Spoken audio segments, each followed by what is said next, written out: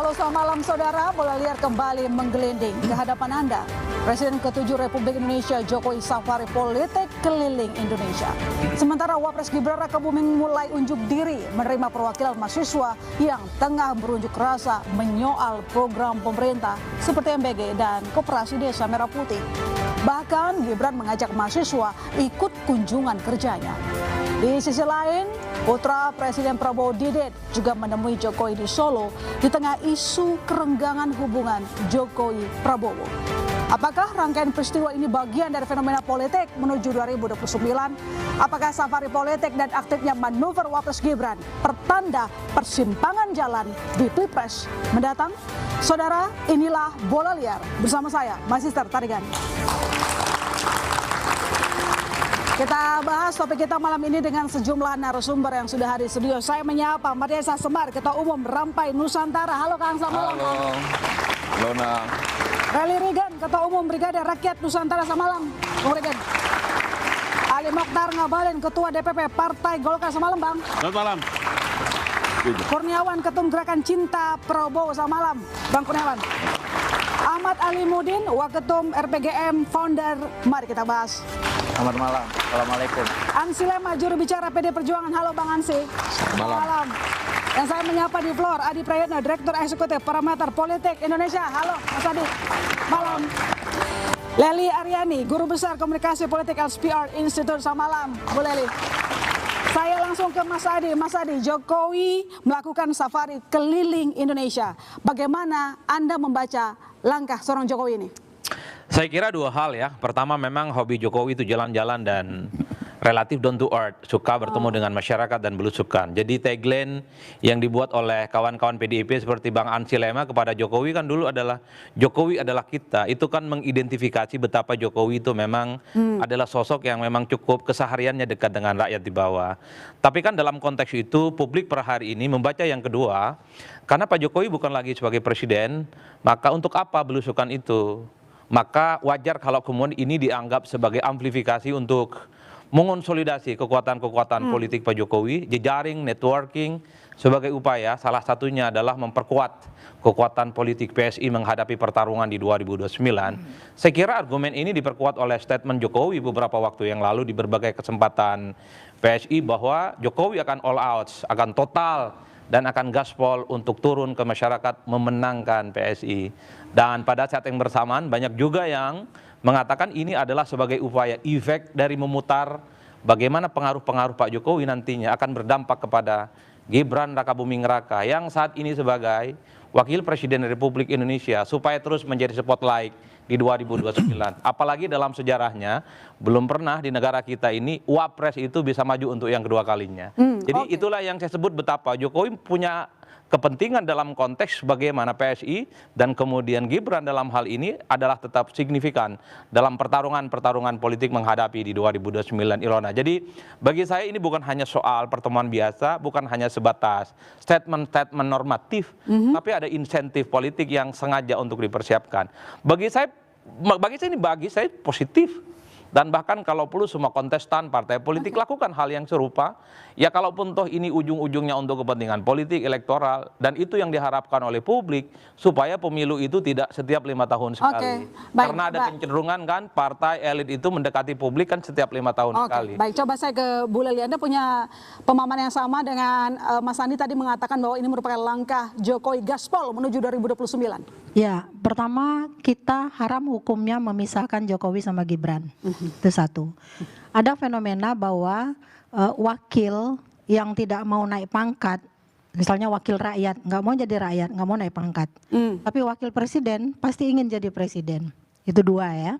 Nah, fenomena Jokowi, kemarin ada ribut Jokowi turun gunung katanya. Istilah turun gunung pun nggak tepat sebenarnya.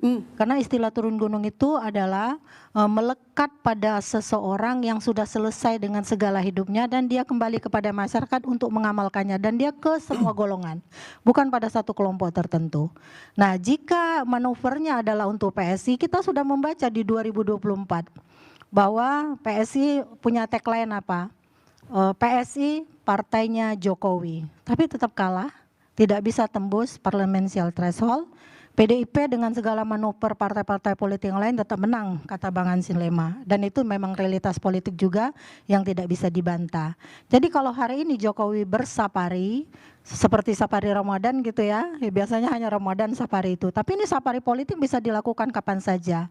Dan ingat, kerja politik itu bukan hanya menjelang pemilu setahun sebelumnya, tapi kerja politik itu terjadi hanya setahun setelah pemilu. Setelah itu mereka menuper kembali terjadi untuk pemilu selanjutnya. Jadi kalau dibaca fenomena yang terjadi hari ini, kita bisa membaca ini adalah giat-giat politik yang dilakukan oleh Pak Jokowi, tentu berkaitan dengan Gibran. Tentu berkaitan dengan partai politik tertentu, bukan untuk kepada semua masyarakat. Apakah itu dilarang? Tidak. Ya. Jadi dia punya kepentingan politik. Dalam politik kan yang lebih dominan adalah kepentingan. Dan kepentingan itu harus dibangun, politik itu adalah by design, bukan by accident. Jadi nge-bypass Pak Prabowo nggak kira-kira? Lagi nge-bypass Pak Prabowo nggak?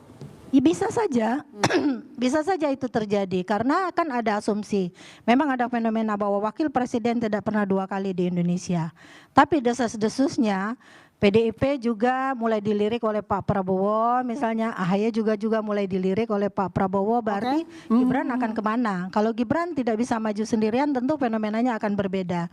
Jadi semua kepentingan politik bermain dalam manuver ini, bermain dalam safari ini, dan itu sah-sah saja. Kita bisa merangkai semuanya menjadi satu lilitan dalam komunikasi politik. Oh ya, Bang Hansi, jadi safari politik Jokowi ini lagi mau curi kandang banteng jadi kandang gajah nggak kira-kira?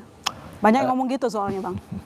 Ya Ilona, pertanyaan itu mestinya lebih tepat diajukan kepada teman-teman Partai Gerindra atau partai politik yang ada di koalisi pemerintahan hari ini. Ya, kenapa? Karena apa sih relevansinya? Ya, rencana safari politik yang bersangkutan dengan posisi PDI Perjuangan, kan begitu? Memberi kontribusi atau nilai tambah bagi soliditas kerja pemerintahan kabinet ini, ataukah justru sebaliknya mempertajam rivalitas internal pemerintahan ini, dan sebenarnya lebih dominan tampaknya itu adalah berorientasi pada politik kekuasaan.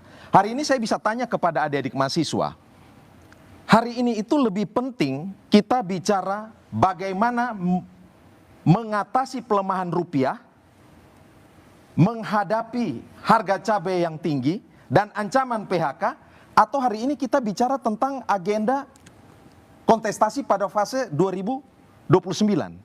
Mana yang lebih urgent hari ini? Nah, Republik ini kan harus punya sense of crisis, sense of urgency. Kalau ditanya kepada PDI Perjuangan, PDI Perjuangan sudah tidak punya urusan apa-apa. Tapi kalau kader daerah terganggu kira-kira, Bang? Kan belakangan juga ada isu pembajakan. Itu sudah masa lalu, kami sudah tutup buku, dan PDI Perjuangan itu respect saja terhadap seluruh partai politik dan tokoh-tokoh politik untuk melakukan manuver politik dan strategi politik. Oke, tapi pertanyaan saya, apakah kader daerah ada yang merasa terganggu nggak? Karena kan ini disampaikan bahwa ada isu-isu pembajakan, ini lagi rame loh. Ya, Ilona, PDI Perjuangan ini bukan partai kemarin sore. Ya, partai yang selama 30-an tahun itu direpresi oleh rezim totaliter Orde Baru. Dan secara historis, ya, kader yang dipecat atau yang keluar masuk come and go itu bagi PDI Perjuangan itu hal yang biasa. Dan PDI Perjuangan hat-trick 3 kali menang, survive, itu hal yang biasa. Maka kalau Ilona dan masyarakat Indonesia tanya, apa konsentrasi PDI Perjuangan hari ini? Ya, di sini ada Adi Prayitno, dosen UIN, ada senior saya nih, Kak Leli, ini dosen komunikasi. Secara sederhana adik-adik mahasiswa, politik itu hanya menyangkut 2 hal. How to get power dan how to use power. How to get power itu fase kontestasi, berebut kekuasaan dalam eleksi untuk mendapatkan mandat. Setelah itu how to use power, bekerja. Nah, menurut PDI Perjuangan, hari ini fasenya itu adalah fase kerja. Kami belum bicara tentang 2029, karena masih terlalu dini dan terlalu jauh. Oke, baik. Saya ke Bang Reli. Bang Reli, PDIP PD, sehingga akhirnya Jokowi harus safari. Ya itu sah-sah saja bagi kita ya. Kalau PDI menganggap DPD apa yang disampaikan tadi bahwa PDI sudah 30 tahun lebih mengalami pasang surut ya. Tapi bagi kami sendiri sebagai relawannya Pak Jokowi, selama ini saya sendiri pun sebagai Ketua Umum BRN, saya konsultasi dengan Pak Jokowi itu 3 kali untuk mengundang beliau atas undangan masyarakat di Lampung. Bahwa ada masyarakat baik dari budayawan, dari pondok pesantren ataupun kelompok-kelompok petani ini berharap Bapak kembali ke Lampung diundang karena mereka rindu. Nah, atas kerinduan itulah saya sebagai Ketua Umum BRN menghadap beliau dan saya konsultasi, Pak, bagaimana kita 2029 menghadapi konsultasi politik untuk PSI. Bicaranya pure masalah PSI. Karena yang mengundang saya langsung, mengundang Pak Jokowi, 3 kali saya datang ke Solo, kediaman Bapak. Saya sampaikan bahwa kita harus melakukan persiapan untuk di grassroots. Untuk pemenangan PSI. Jadi benar ya untuk 2029, Tapi PSI, pure untuk pemenangan PSI kita lakukan. Adapun tokoh-tokoh yang kita dorong dari BRN adalah mantan kepala daerah, mantan DPD RI, mantan gubernur, mantan bupati yang kita sorong melalui ormas kita di seluruh Indonesia. Ini Lampung Pellet Project kita aja untuk melakukan safari politik mengundang Pak Jokowi di seluruh Nusantara. Hanya untuk PSI aja atau untuk Gibran PSI. juga? Hanya untuk PSI. Selesai. Tidak ada lain. Tapi atas perintah Jokowi? Tidak ada. Saya langsung sebagai Ketua Umum, saya meminta beliau atas undangan masyarakat. Saya utarakan niat dari masyarakat, niat berbagai dari tokoh untuk disampaikan kepada Bapak Jokowi. Bapak Jokowi juga setuju. Kenapa harus pertama di Lampung? Lampung adalah simbol dan lambang dari PSI, yaitu gajah. Dan ada namanya kota gajah. Disitulah akan dilakukan letakan pertama launching di seluruh Indonesia, yaitu di Kota Gajah, Kabupaten Lampung Tengah, Provinsi Lampung. Dan yang akan memimpinnya adalah Coba saya ke Bang Kurniawan, apakah kira-kira ini relawan dari Prabowo terganggu, mengganggu begitu bagaimana dengan langkah safari di grassroots oleh Jokowi? Saya rasa saya sebagai Ketua Umum Gerakan Cinta Prabowo, dengan yang dikatakan tadi manuvernya Jokowi, bagi kami sih nggak ada urusan ya. Nggak ada urusan? Pak Jokowi mau kemanapun tuh hak prerogatif dia. Meski katanya tadi untuk memenangkan PSI. Ya itu silakan aja, PSI punya langkah untuk membesarkan partainya. Ya. Cuma memang timingnya nggak tepat. Timingnya nggak tepat, kenapa? Timingnya nggak tepat, kenapa? Saat ini Indonesia ini masih banyak masalah.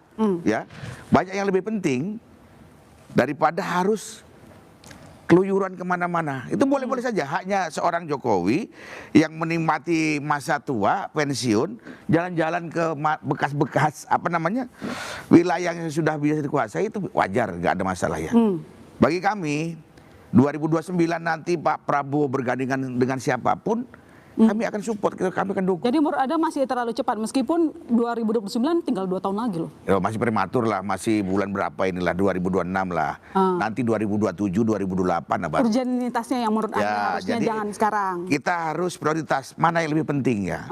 Ya kalaupun masalah Pak Jokowi mau ke Lampung, mau kemana, itu hak prerogatifnya Pak Jokowi, silakan aja. Kang Semar. Tapi tidak terganggu. Oke, Kang Semar, timingnya nggak pas, katanya kecepatan masih banyak masalah nasional, ngapain safari politik? Pertama, sampai titik ini Pak Jokowi selalu pesan kepada kita-kita ya, kepada teman-teman yang memang sejak belasan tahun lalu membersamai Pak Jokowi untuk selalu mendukung, loyal terhadap Presiden Prabowo sampai 2029. Bahkan sampai 2034, itu clear. Bahwa Pak Jokowi safari, nggak ada salahnya juga. Beliau sudah tidak menjabat lagi sebagai pejabat publik apapun yang secara formal institusi dia tidak punya tanggung jawab secara penuh untuk mengatasi persoalan bangsa ini. Bahwa sebagai mantan presiden 2 periode, beliau seringkali juga diminta nasihat dan itu dilakukan.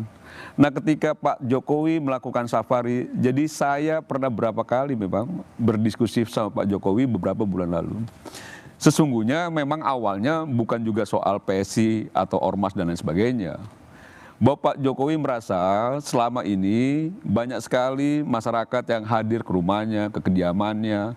Beliau datang di momen-momen tertentu, itu denyutnya masih sangat hidup gitu loh. Orang yang mencintai Pak Jokowi. Dan Pak Jokowi merasa bahwa dia harus juga menemui masyarakat itu yang sekaligus juga menata kembali kekuatan rakyat yang dimiliki. Tapi tadi kata Mas Adi sebenarnya Jokowi sedang memiliki kalkulasi politik Nah, karena ada saya mau kemungkinan sampaikan tidak ada begini. 2 periode. Saya sampaikan begini. Prabowo Gibran. Kita tidak bisa pungkiri bahwa Pak Jokowi menjadi simbol kekuatan rakyat karena memang satu-satunya presiden yang lahir dari rahim rakyat itu ya Pak Jokowi. Satu-satunya presiden di Republik ini. Kita bisa melihat bagaimana Presiden Soekarno terakhir menjadi presiden.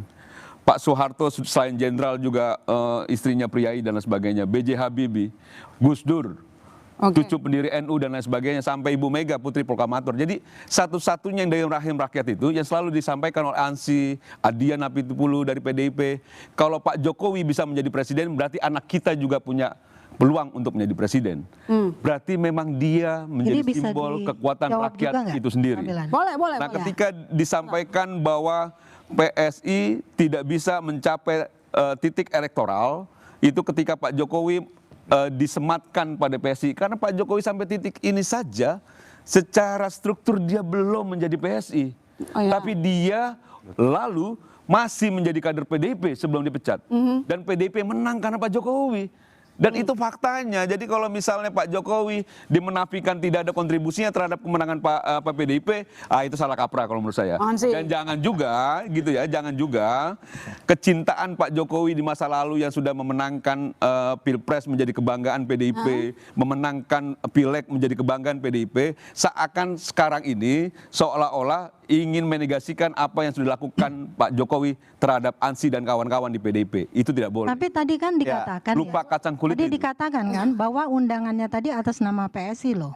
Tapi melibatkan masyarakat mungkin yang masih rindu. Ini undangan ini banyak nih Bu, dari ormas, Enggak, kemarin dari kita juga udah bahas dari di PSI, sebuah itu ada banyak. Jokomania dan sebagainya itu hadir semuanya mengklarifikasi. Iya. Ke Lampung itu atas undangan dari PSI, kader-kader PSI. Yang mengundang tuh saya. Nah, Selaku PSI ketua- kan? Bukan saya ketua umum BRN, Brigadir Rakyat Nusantara.